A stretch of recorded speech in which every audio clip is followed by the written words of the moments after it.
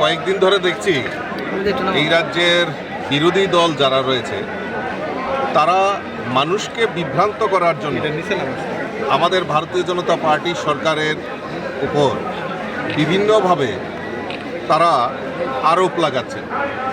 তার বিরুদ্ধে প্রতিবাদ জানাতেই আমরা আজকে মাঠে নেমেছি। তার মূল কারণ হচ্ছে তাদের যে ডেপুটেশন বা তাদের যে নেতারা বক্তব্য রাখছে যে রাজ্যে খাদ্যের সংকট, খাদ্যের অভাব, বিভিন্ন জায়গায় মানুষের অনেক কিছুতে অসুবিধা হচ্ছে, পেট্রোল ডিজেলের কথা বলছেন। আমরা তাদেরকে আশ্বস্ত করতে চাই এই রাজ্যের বুকে ভারতীয় জনতা পার্টির নেতৃত্বে সরকার সবচেয়ে বড় যেটা প্রাধান্য সেটা হলো গরিব মেহনতি মানুষ থেকে শুরু করে শ্রমজীবী মানুষ, রাজ্যের সরকারি কর্মচারী প্রত্যেকের জন্য কিছু না কিছু পরিকল্পনার মাধ্যমে আমাদের এই রাজ্য সরকার, আমাদের রাজ্যের মাননীয় মুখ্যমন্ত্রীর নেতৃত্বে যে সরকার, এই সরকার মানুষের জন্য পরিষেবা দিয়ে আসছে। আজকে পেট্রোল ডিজেলের একটা সংকট এই রাজ্যে কখনো দেখা যায়নি। আপনারা জানেন যে প্রাকৃতিক দুর্যোগের ফলে আসামের কিছু জায়গায় যখন বর্ষার কারণে রাস্তা বন্ধ হয়েছিল, কিন্তু আমাদের এই রাজ্যে আমাদের জ্বালানি তেল থেকে শুরু করে কোনো কিছুর অভাব ছিল না।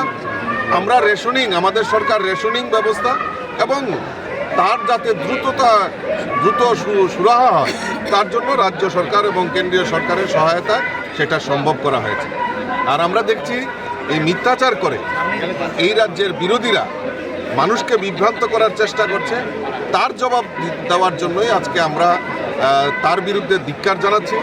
আমরা বিরোধীদের এই অপপ্রচার থেকে মানুষকে বিরত থাকার জন্য আমি রাজ্যবাসীর কাছে আপনাদের মাধ্যমে আবেদন করছি। স্যার, আপকি বার 400 পারা 4 জুন রেজাল্টের ফলাফল নিয়ে কত প্রত্যাশা আপনার বা কী বলবেন? দেখুন, এখন পর্যন্ত চতুর্থ পর্যায়ের নির্বাচন সংগঠিত হয়েছে, লোকসভা নির্বাচন।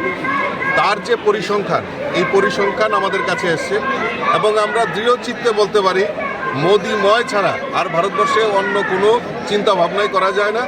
আর ভারতবর্ষের প্রধানমন্ত্রী, তৃতীয়বারের প্রধানমন্ত্রী নরেন্দ্র মোদীজি হচ্ছেন এবং এই যে 400 পারের যে নারা মাননীয় প্রধানমন্ত্রী দিয়েছেন সেটাই সার্থক হওয়ার দিকে আমরা এগোচ্ছি। স্যার, বিরোধীদের উদ্দেশ্যে কি বার্তা থাকবে আপনার? তারা বলছে যে 170টা কি 200 সিট পাবেন আপনারা। বিরোধীদের আরেকটা কথা আছে, পাহাড় অঞ্চলে না, এটাই তো আমি বললাম যে মানুষকে বিভ্রান্ত করে মানুষকে দেখুন, রাজ্যের সবচেয়ে বড় জিনিস যেটা আমাদের ভারতীয় জনতা পার্টির নেতৃত্বে সরকার ল অ্যান্ড অর্ডার থেকে শুরু করে দুর্নীতি বিরোধী এবং দুর্নীতিমুক্ত প্রশাসন। আজকে আমাদের সরকার এই ভারতীয় জনতা পার্টি আইপিএফটি সরকার, এবং আপনারা জানেন যে লোকসভার আগে আমাদের কাছে আরেকটা প্লাস হয়েছে, জনজাতি ভিত্তিক আরেকটা আঞ্চলিক দল ত্রিপুরা মথা আমাদের সঙ্গে সামিল হয়েছে।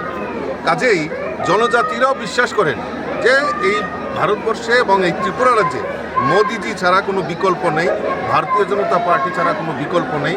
কাজেই ভারতীয় জনতা পার্টির নেতৃত্বে জনজাতি হোক, পাহাড়ি হোক, বাঙালি হোক, সমস্ত জায়গায় সমস্ত পরিষেবা পৌঁছে দেওয়ার কাজ আমাদের সরকার করছে।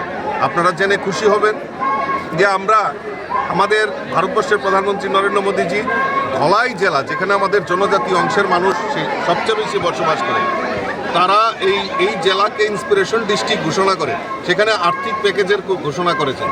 তৎসঙ্গে আমাদের 12টি জনজাতি অধ্যুষিত ব্লককে আমাদের রাজ্য সরকার ইন্সপিরেশন ব্লক ডিক্লেয়ার করে সেখানে আর্থিক অনুদানের মাধ্যমে এই এলাকার জনজাতিদের বিকাশের জন্য আমাদের সরকার কাজ করছে। আজকে জনপদ এলাকায় আমাদের পানীয় জলের কথাই বলুন, বিদ্যুতের কথাই বলুন, স্বাস্থ্যের কথাই বলুন, সমস্ত কিছু যাতে জনজাতি এলাকায় প্রায়োরিটি বেসিসে কাজ করা হয় তার জন্য সরকার উদ্যোগ নিয়েছে।